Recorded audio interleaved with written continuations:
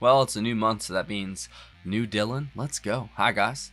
Welcome to Lee Reacts. Hope everyone's having a good day. I know I am. And this month, courtesy of our alpha patron, Joel S., we're going to be listening to Highway 61 Revisited. This was the album that followed the one we just did last month, Bringing It All Back Home.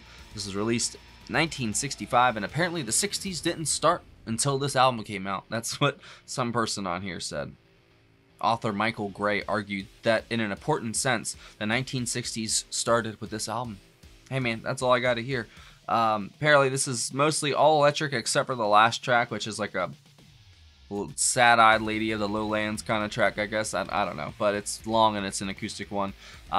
But we've already done Like a Rolling Stone, so obviously I can't redo it. So we're going to be doing the next two tracks because that equals out to 3 then basically, and I can split the rest up evenly. So it's going to be Tombstone Blues and It Takes a Lot to Laugh, It Takes a Train to Cry. And then after that we'll do 3, and I think 3, and then we'll be done. I'm excited though because, you know, Dylan has been, since we started doing the albums of his, he's really rocketed up the charts in, you know, Lee Reacts land. It really has. He really is a poet in a way, you know? Not in a way, but you know what I mean? Like, he's with the music as well. Like, it not only is the lyrics poetry, but the music is poetry too. The harmonica, the guitar.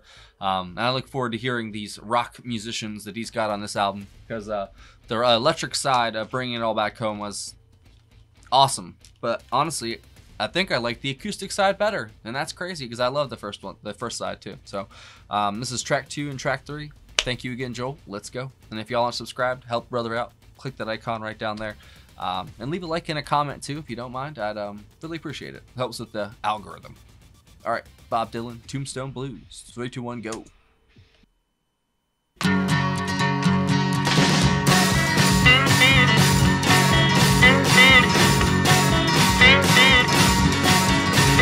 The sweet pretty things on bed now, of course. The city fathers they're trying to endorse. The reincarnation of Paul Revere's horse. But the town has no need to be nervous. The ghost of Belle Star, she hands down her wits to Jezebel and none she violently knits. A bald wig for Jack the Ripper, who sits at the head of the Chamber of Commerce. Mama's in a factory, she ain't got no shoes. Daddy's in the alley, he's looking for food. I'm in the kitchen with the Tombstone Blues.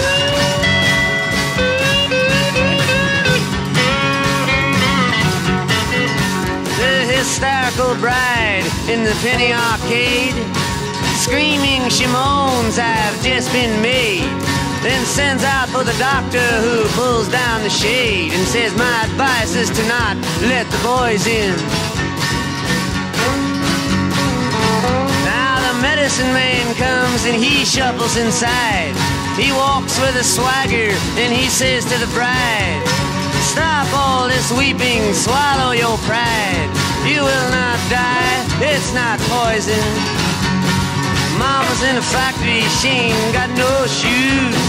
Daddy's in the alley, he's looking for food. I'm in the kitchen with the Tombstone Blues. Damn. That guitar is so good. Love him staying in that pocket. Well, John the Baptist, after torturing a thief, looks up at his hero, the commander-in-chief, saying, tell me, great hero, but please make it brief. Is there a hole for me to get sick in?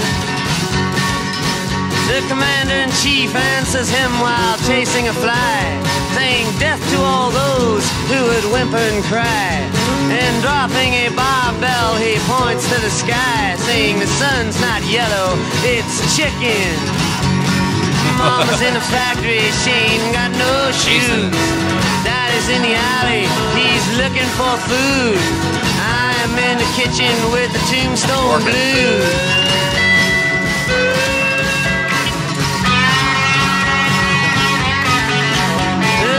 King of of the Philistines his soldiers to save. Puts jawbones on their tombstones and flatters their graves. Puts the Pied Pipers in prison and fattens the slaves. Then sends them out to the jungle. Gypsy Davy with a blowtorch, he burns out their camps. With his faithful slave Pedro behind him he tramps. With a fantastic collection of stamps to win friends and influence his uncle. Mama's in a factory, she ain't got no shoes. Daddy's in the alley, he's looking for food. I'm in trouble with the Tombstone Blues.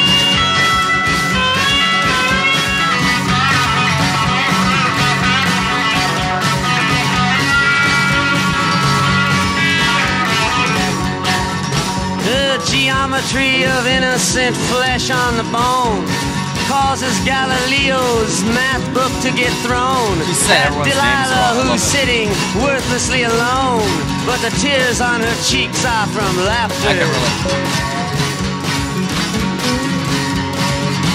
I wish I could give Brother Bill his great thrill. I would set him in chains at the top of the hill, then send out for some pillars and Cecil B. DeMille. He could die happily ever after. Mama's in a factory, she ain't got no shoes.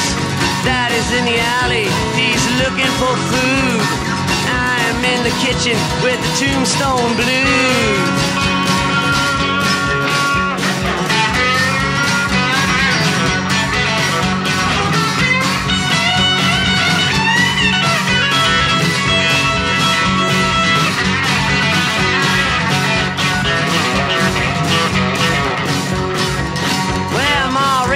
Beethoven once unwrapped a bedroll. Tuba players now rehearse around the flagpole. And the National Bank at a profit sells road maps for the soul to the old folks' home and the college. I wish I could write you a melody so plain that could hold you, dear lady, from going insane. That could ease you and cool you and cease the pain of your useless and pointless knowledge. What an album cover. Mama's in the factory, she ain't got no shoes. Badass dude. Daddy's in the alley, he's looking for food. I'm in the kitchen with the Tombstone Blues. All right.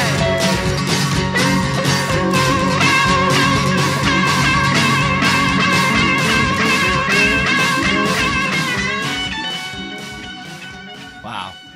That was some good blues right there, Bob. Play me some more. It takes a lot to laugh. It takes a train to cry.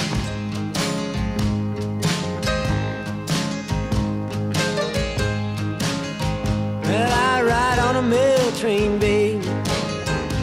Can't buy a thrill. Oh, man. Well, there's Steely Dan's title right there. Well, I've been up all night, leaning on the windowsill.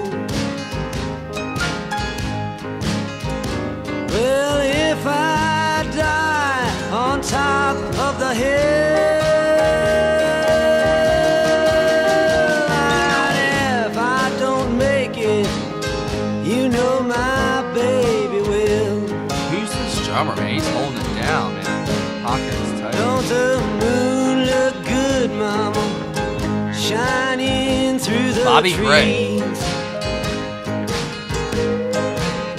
Don't the brakeman look good, mama, dragging down the double E?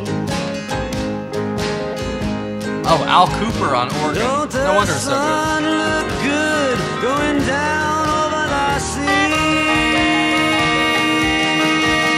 But don't my gal look fine when she's coming after me?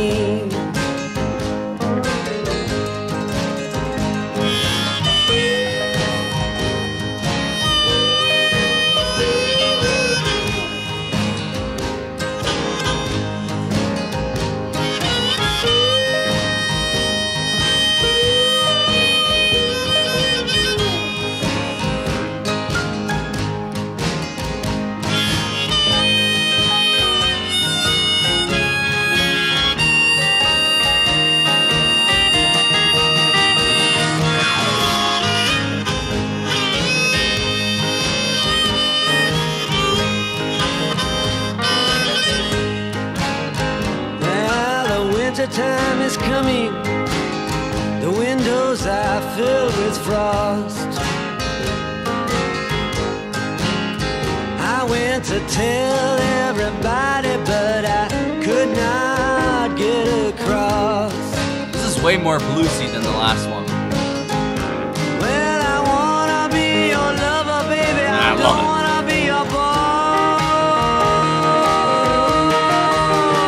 Don't say I never warned you when your train gets lost.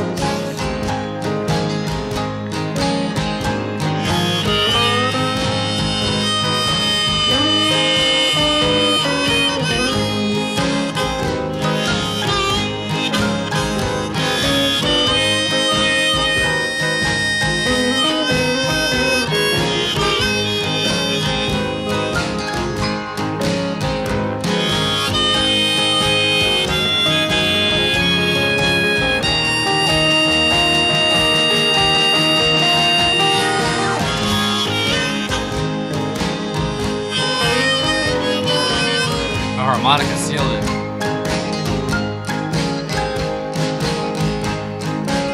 It's got a great swing to it.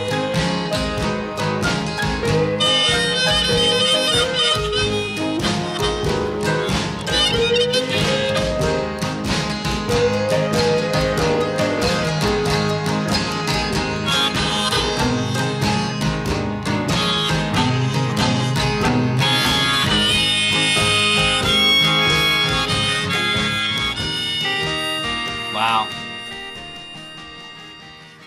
That's almost a side of him I haven't really heard yet. I've heard bits and pieces of it because I guess like a Rolling Stone, it doesn't really follow that pattern as much if I'm remembering correctly, but it did have that kind of flavor to it. These two were, I think, were the most bluesy songs I've heard from him so far. Wow. It feels like anything he wants to do, man. If he sets his mind to it, he's gonna get it. And like those lyrics are just monumental, man. They are especially almost a little more abstract than usual in that first track. Most of the time, I'd say I can usually follow along with him, but there were some points in that first track I kind of lost where he was going with it. So I'm gonna read what it says about it. Okay, so Tombstone Blues, written by Bob Dylan, second track on Highway 61 Revisited. Critical interpretations of the song have suggested that the song references the Vietnam War and Lyndon Johnson. Okay, I got the war vibes in President because he mentioned that. Okay, there was 12 takes of it recorded, and the last of these takes were released on the following month with Highway 61 Revisited. The song received critical acclaim from everybody. The album version and outtakes, okay, they've been included on stuff afterwards. Okay. So Tom Wilson was the producer. Bob Johnston replaced Wilson as his producer. And Dylan wrote that song. Okay, all right, sorry, this Wikipedia is so confusing sometimes. So it's described as folk rock and the fast blues shuffle, but some people consider it garage rock. And then Chuck Berry could have had an influence on that track. And I haven't really heard, I mean, obviously I know Johnny B. Good, but I don't know a lot from him, so I can't really, back up that claim. I will say that it did have a obviously consistent beat throughout, and it's just both of those songs were impossible not to like move your head to, and I feel like Dylan always has a good sense of rhythm with his delivery and the cadence of how he sings. It's very in line with the rest of the instruments. It's perfectly placed. Everyone's got their parts to play, obviously, and the sections have room to breathe. And both of them just had, especially the second one, had this swingy kind of feel to the beat to it. It was just so good, man. But just listening to the lyrics for the first one, I was kind of confused. But now that it said the war thing, now it all clicks. That makes sense. Okay. Now we're gonna go to the second one. Because with his stuff, I have to kind of do this. I'm not even going to lie. And I don't think you guys blame me. So they resumed recording in July 29th, 1965. Torrey Glover, who observed the recording session and called Dylan, reworked the song at the piano while the other musicians took a lunch break. Dylan transformed the song from an insufferably smart aleck number to a slow, tender, sensual anthem. Huh, interesting. I didn't really get that from that. I got more of like a swing vibe. Let me see what the actual thing says. Song written Bob Dylan, blah, blah, blah, blah, blah. Okay, so the version of the song on Highway 61 Revisited is an electric blues song, one of the 3 blues songs on the album. The others being From a Buick 6 and Just Like Tom Thumb's Blues. Really? So they wouldn't consider that last one bluesy? Oh, interesting. So apparently, it's made up of lines taken from older blues songs combined with Dylan's own lyrics, rather than the aggression of some of the other songs Dylan wrote during this time. It takes a lot to laugh, reflects world-weary resignation. The imagery is sexual, and the song can be interpreted as an allegory of someone who is sexually frustrated. Dylan would return to similar images in later songs. Interesting. See, I didn't get that vibe at all from that, so that's why I'm very glad that I can read these things afterwards to kind of get a framework of the songs. Because it's dense. It's not like easy music to really. It's easy to listen to if you don't want to like read into it. You know what I'm saying? But if you want to read into what he's actually saying and what he's trying to get across, you really have to listen. You know, I think that's honestly a really good aspect about his music is you have to pay attention. That's like the antithesis of this generation, and you know what's going on right now is this type of music where you have to sit there, be quiet, and listen. You know. I mean, that should be all music, but there's other music too that you don't have to do that for. But for Bob Dylan, it's almost like there's I wouldn't say homework. It's almost like there's a little bit of work you have to do just to really get what he's saying. If you want to do the work and do the digging, you can get there. And that's what this channel is about to me, is it's really trying to get to the bottom of what these artists were about, what they were trying to say, what their message was, because the message usually does resonate throughout time. You know, sometimes instruments or sounds or, you know, whatever styles can go out of fashion, but no matter what the message that's within the music, that's what lasts forever. It's not even just the music itself. It's what they tried to say or what people heard, you know, because sometimes what people say is different than what people hear. It all depends on what your perspective is, I guess. But I think Bob really writes his frustrations, as it said, out very, very well. Very bold imagery, but at the same time, it's vivid, and it didn't really, like I said, I got a whole different interpretation of that song. But sometimes you have to listen to his stuff a couple times at least to really get a grasp on it, because it's not the easiest stuff to listen to. But with the homework, you know, if you actually want to get it, if you just want to listen to some good music, you could throw this on easily and it'd be fine. But, you know, if you want to actually get it, you got to do a little digging, it seems, and that's cool. So let's see who we got personnel wise. I swear to God, this kid's. Let's go. Got me sick. Sorry, I got distracted. All right. So Bob Dylan, vocals, guitar, harmonica, piano, and Acme Siren. Mike Bloomfield, electric guitar. Al Cooper on organ and piano. Paul Griffin on piano and organ. Frank Owens on piano. Harvey Brooks on bass. Ross Savakas on bass guitar and upright bass. Joe Macho Jr. on the bass, Bobby Gregg on drums, Sam Lay, that's a different song, and then Bruce Langhorne on trombone, tambourine. Jesus, Lee, it's been a long day. I'm very tired. I apologize. I definitely would say that the organ and Dylan, obviously, throughout was the best, but the drummer, whoever it was, or Bobby Gregg, obviously, he held the beat perfectly. The tempo was sick, but I definitely. Dylan, like I said, he just knows when to come in, when to get out, and just he lays those truth bombs out that you got to do a little digging for, and you'll get it, you know. But that organ throughout, the guitar throughout, all fantastic. The layering was done really well. The mastering and the mixing, everything sounds so good. It's polished. It's crazy to think that was 1965, but you know, I honestly, I think back then all the analog and all the stuff they had back then was so much better sounding, at least to me, than what we have nowadays. The sound nowadays is so clean and scrubbed that it kind of just, I don't know. it sounds lifeless. You know, sometimes there has to be little mistakes, little slip ups, or just little blips in the sound to it to make our brains register that it feels like it's real music. You know, if you completely get rid of the human element, which is failure, then you're just gonna, I don't know, get rid of the soul of the music, and it's just gonna be perfect.